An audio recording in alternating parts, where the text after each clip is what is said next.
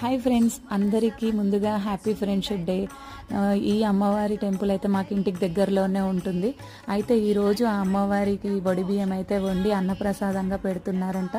అయితే మేమైతే గుడికి వెళ్ళి ఆ అమ్మవారి దర్శనం అయితే చేసేసుకొని వాళ్ళు పెట్టిన అన్నప్రసాదం అయితే స్వీకరించి ఇంకా చాలాసేపు అక్కడ అమ్మవారి ముందైతే ప్రశాంతంగా కూర్చున్నాము.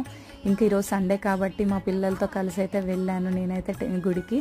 ఇంకా అక్కడ వెళ్ళిన తర్వాత అందరూ కలిసారు. చాలాసేపు అందరం కబుర్లు అయితే చెప్పుకున్నాము.